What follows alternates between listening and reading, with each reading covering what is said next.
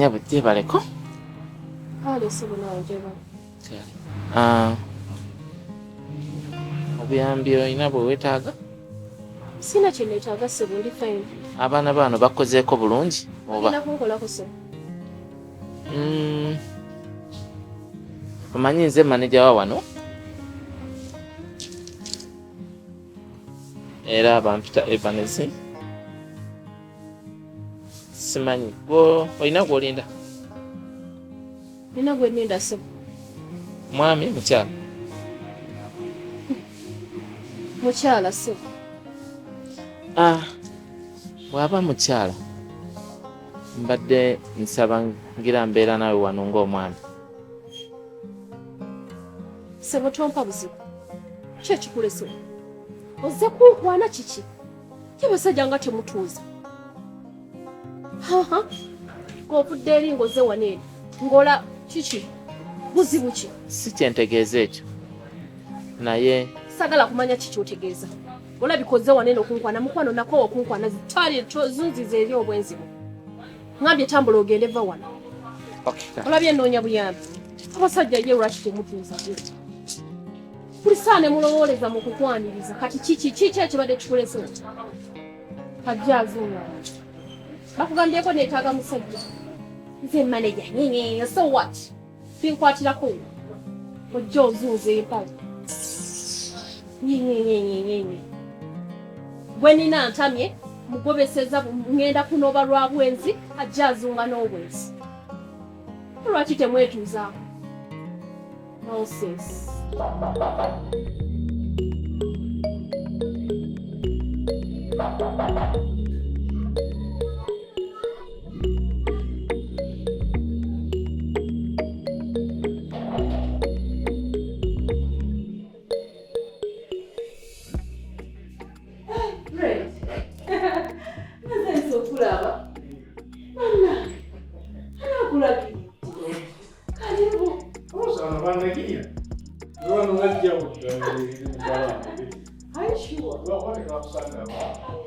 No manyi eri ewakadde omanyi senga naye anzunza nzize nanzizeeri nasanyisa okulaba kale olioto Fred gyendi obulamu bugamba ki buli awo onasanya obutakubira ku kasimu naye ensonga enkulu endeese ensonga ya Beti njagala Beti addeyo ewaka akuba suubira ensonga zonna ezimugana obeera ewaka twazoogerako zonna ate suubira wazimugamba sikutegedde Fred kyekituufu omukyala adde ewaka tolina tali eyo kati nandize wano okugamba kiga gyali ewaka oze kunzanyisa oze kunyumiza amasanyu ge mulimu ebyo byekko olwaleero Beti ko amazima mwetaaga waka omukyala ebbanga lyonna naye ate nayogera naye byonna byewaŋŋamba nembimugamba nengattako n'ebyange ng'omuntu era nze mbadde mmanyi yakomawo Beti tatuukanga waka pozi kati ngaali waabwe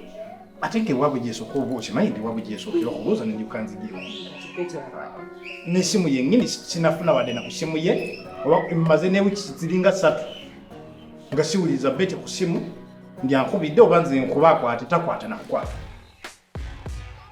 kati wekiba bwekityo kugira ngo ngamba kati bamuzuziza mu loogi mukyala wa nate omukyala gwe njagadde ebbanga eryona bwentyo naye mumanyira mu ddiini y'emize gy'okubeera mu gundi mu biduula ng'amaye era bajyamusa mu maloogi naye kati n'esaawa zino babanga tatusobola kitegeeza yagenze mu loogi olindeko mukubire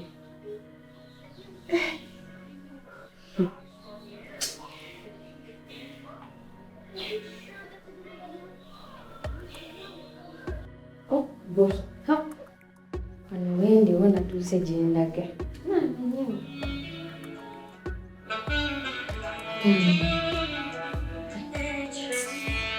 Ndima naye omuntu yange. Kusaba tegera matuko mulire kyotegeeza gye. Kiki gwe? Kiki? Hello Betty.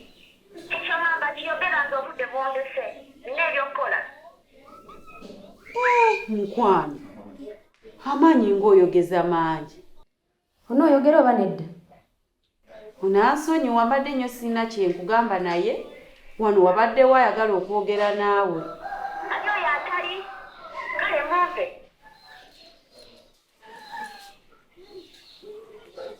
Betty.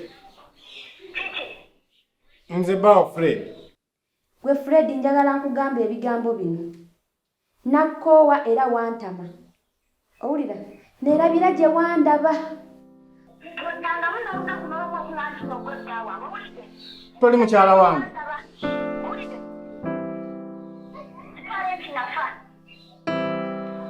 Betty oyogera ne bawo Fred. Walaba bifaananyi. In fact nali ntamidde n'otamiira.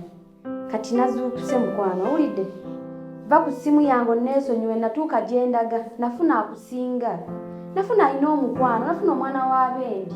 Manyi muzanyira ku baana b'abendi ne mulowooza oba ki? Va ku ssimu yange nina ebyokukola mukwano. Nafuna amanyi omukwano.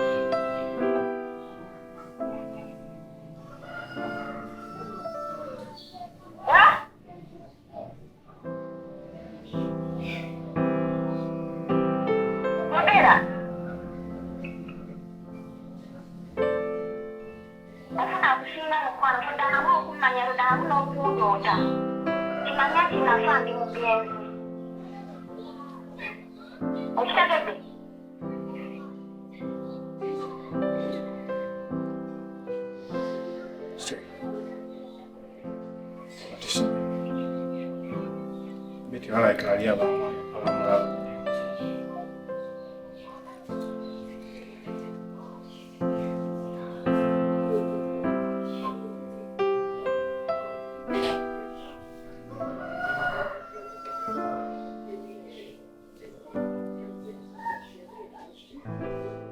Tuba kweyagalira ku buki.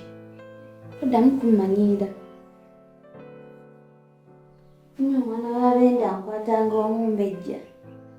Ali awo. Yasaamira.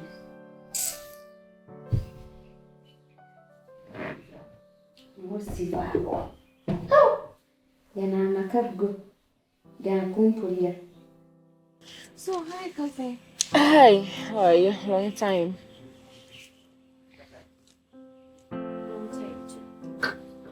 You're fine? Yes, I'm very okay. Really? Kathy, ekikumpisiza wano eno. Mbeera si nnungi. What do you mean? Kathy omusajja munsi. Omusajja. Ayisa sikaati. What? Tankweka na kunkweka. Come on, no. I don't believe that. Omusajja ayenda. Juzi nagenda mukwata na house girl. Imagine house girl, my house girl. You mean your maid? Yeah, huh? Why? House girl mu nyumba yenyewe kutubeera. Why? Do I know? Bwenzi bw'abasajja. Omusajja agenda buli kirako. Sorry, I don't know, I don't know what to believe. What? Sichikiriza.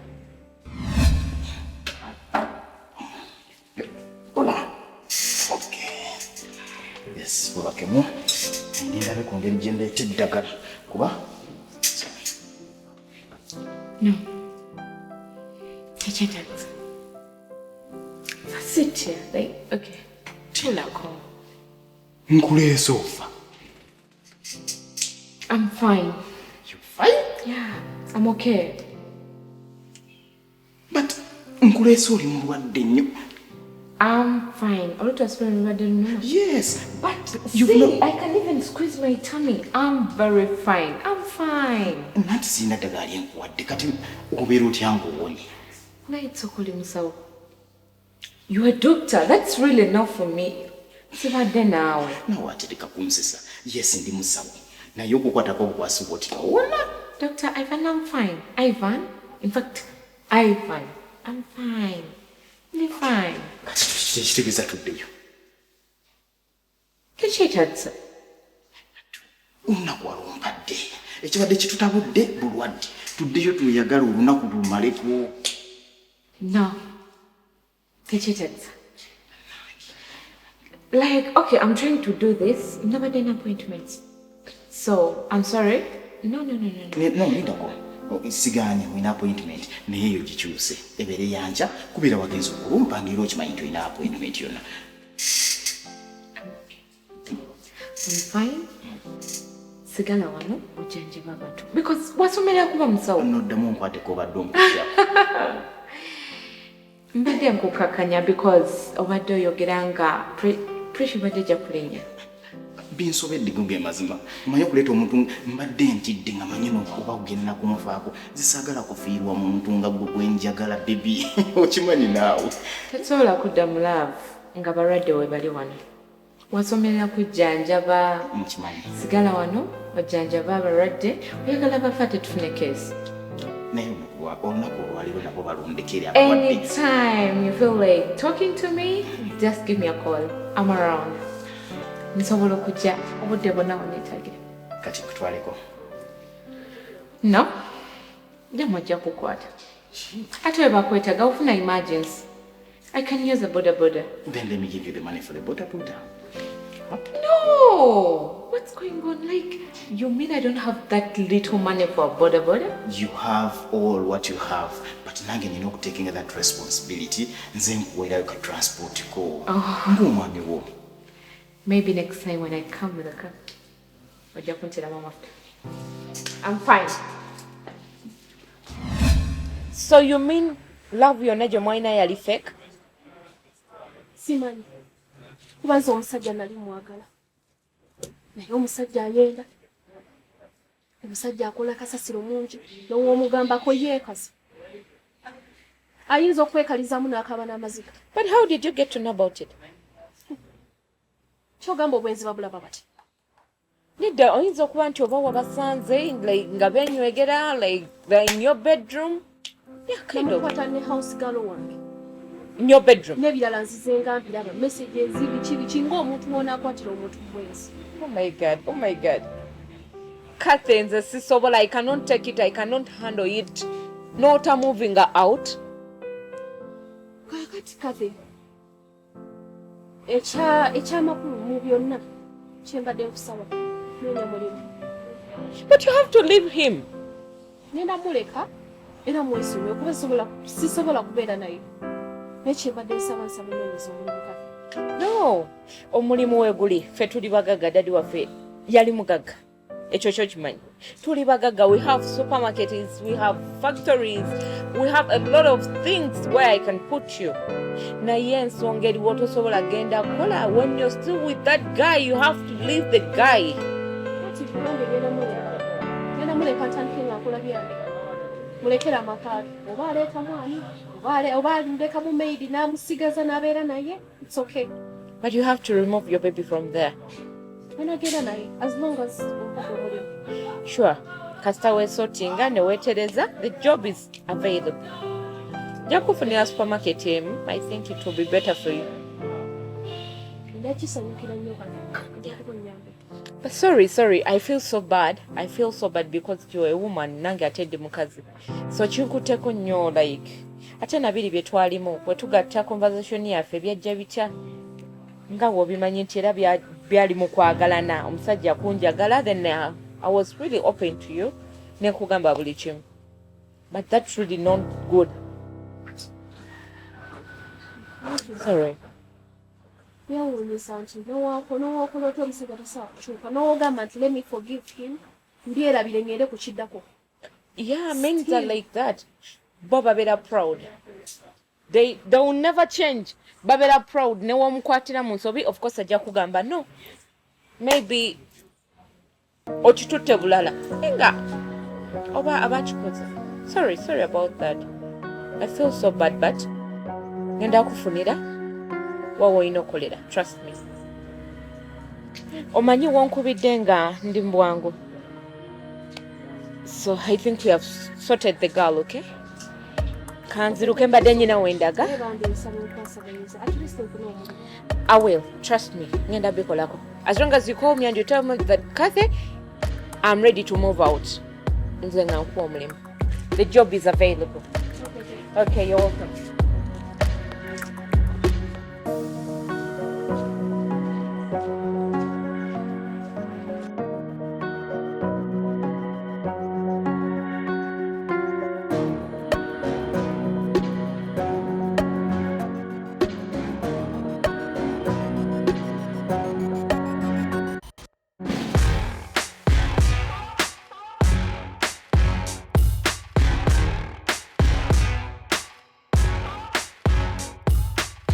kishe kutovu.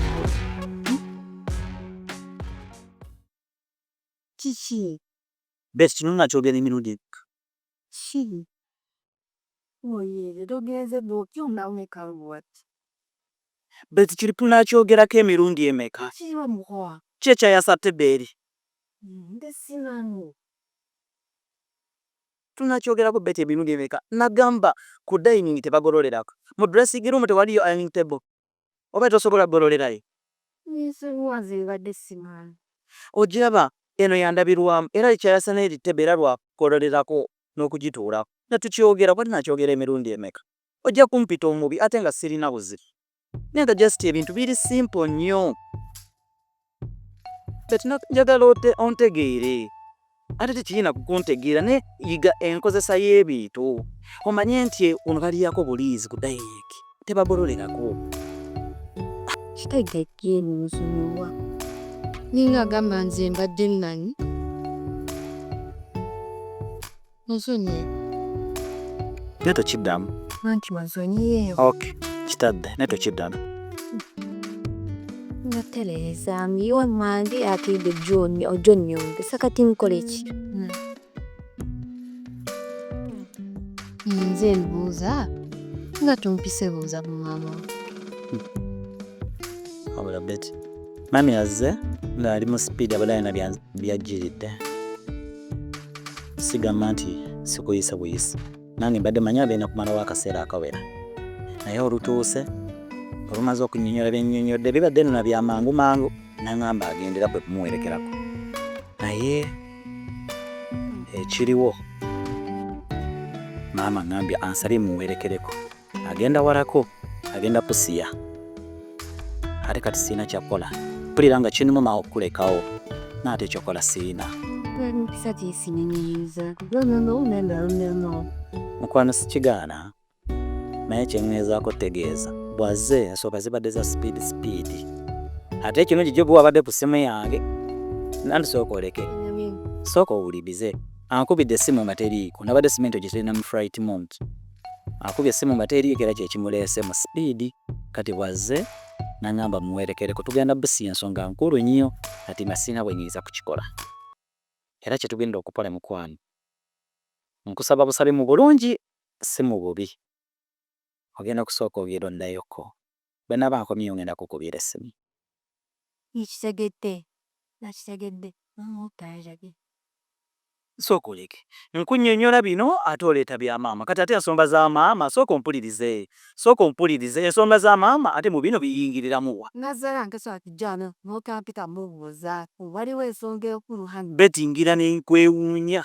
Ne neebuuza oba bwe wakola otya. Omuluba gunneyole ekintu njagala ng'okitegeere kikuyingire mu mwongo. Nkugambye maama tugenda kusookaza bizinensi ampise muwerekereba. Ate ekintu ekitono nnyo kikole nnyo otegeera. Ate ogamba nti maama wange takwagala. Kati obutakwagala bwe buyingiridde wano muwerekerawo. Kugambye ekintu kitono nnyo. Maama ŋŋambye ngire muwerekerebo. Naye nkugamba mu bulungi mu mirembe. Nti nno mukwano genda ogira oddayo. Nja kukubira essimu ng'ampomyewo ki. As simple as that. Oyagala mpoleeti. Toyumba, oyomba, oyokesa. Lila sinayombako naawo. Oko si kuyomba mbadde nkunnyonnyola. Tubiveeko. Olinga agamba onaakoze eki obula kimu kunguba. Okay. Kati Betty kale nsaba busabe. Ogende si mu bubi. Naye bwe nnaakoma wano ngenda kukubira essimu.